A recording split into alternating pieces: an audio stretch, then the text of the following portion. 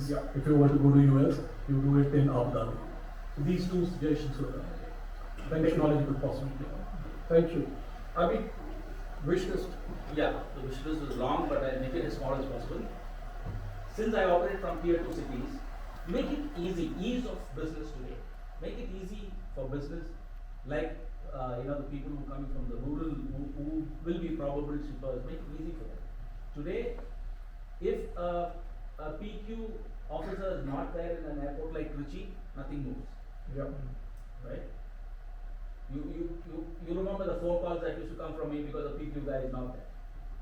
If a customs officer decided to work only from 9 to 5 and my plane departs at 4 in the morning, the produce doesn't move.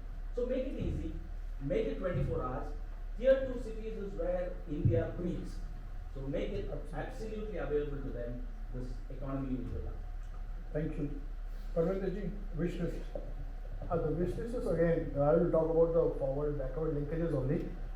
So, the way the mass production is there for the floriculture, agriculture, we should have cold storage chamber over there, visibility of capacities over there on the cloud for everyone, okay, and the transport to take it over there, okay, if they miss a flight, but if there is a cold storage available over there, at least their produce will not go back, it can go to the next flight.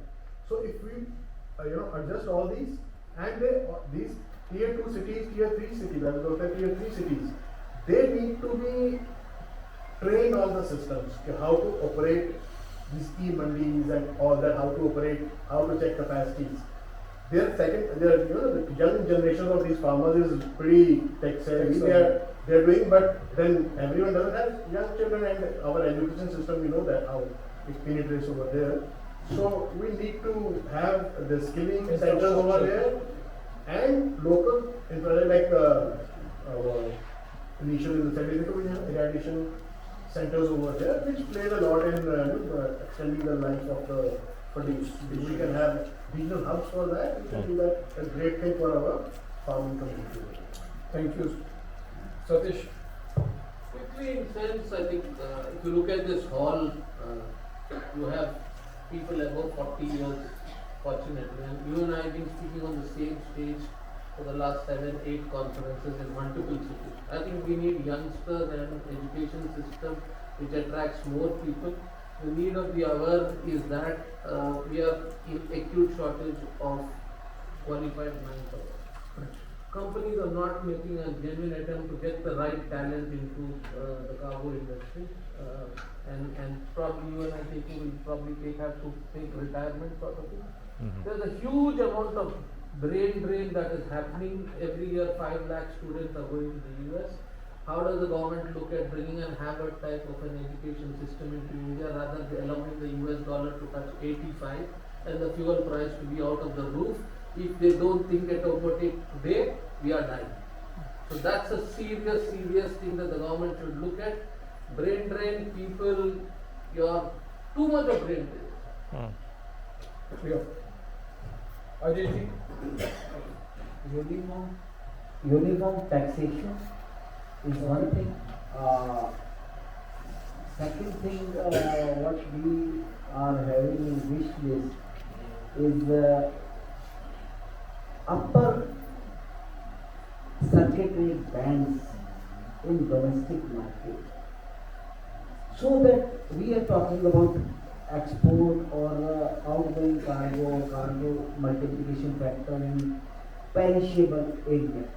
Perishable is such a thing, unless you fix a limit on rate, unless I am knowing at what rate I will be transporting this material, whether it will be viable for me to be there or not. Parvinder ji spoke about e-mandis and all that. E-mandis is having one good platform. But another limitation in e-mandi is that in e-mandi, your material is to be there and transaction is being done at that place. While sitting at A place, you are not able to sell your produce at B place. Because of this uncertainty, at what rate you will be landing up this produce in another market. That is another thing. that is in my wish list. There must be some mechanism to have an upper band. At least I know if I am going to airport, at what rate I will be able to dispatch this material. Good. Yeah. Thank you, Ajay. Ma'am, 2 questions? 3. Okay. We'll stick to 2 questions. Name, one, please. This comment, it's not a question. I hope I'm audible. I think I am. I have a loud voice. Go ahead. Yeah, I this just is want to my say one thing. And that's something very interesting which I've been hearing in the audience. Do I need the mic? Yeah. Okay, I do. People, thank you. I was pushing myself into this. But we've been talking a lot about paperless. Paperless. And yes, in air cargo, it's all about paperless. So we are in the times of e-freight, and why is it that in India this is not happening the way it should happen? So my one pointer also to the government here is, we talked about incentivizing, and we talked about Shri Vineet ji spoke so much about the kind of cost that's involved in paper, but I would say penalize. What we do as an international airline is we have started penalizing, because if you don't penalize, then nobody gets the message straight that how you go paperless. This is something we've started, because rather than incentivizing, I believe we should now start penalizing, because we in this country are running much behind the world, and we need to pick up. That's my point on Thank you. paperless. Thank you. There was a question. Here's a question. Hello, I'm K.C. Gandhi. I'm from ex-Indian Airlines. We have worked for 3.5 years. After that, I'm the initial teaching. I'm still teaching on the institutes. I have one response to Mr. Satish.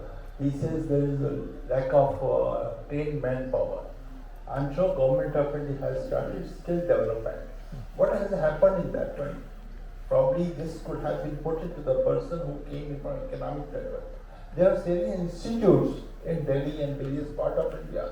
If you permit, you can, I can contact you and then give you the people, those are preparing the students for this aviation industry. Unfortunately, not much response gets there, and the students, they instead of going from the aviation, they are shifting to other areas. There are a lot of interest. Just now, Haryana officer who was telling, they have also started a course on aviation. There are certain things. My request is, these institutes need support from the industry. Academia and industry, if they go together, there is no dirt for the manpower. Thank you. Let me just quickly answer that. The academics, because I teach myself at the thing, I have drafted the MIT University syllabus many years ago.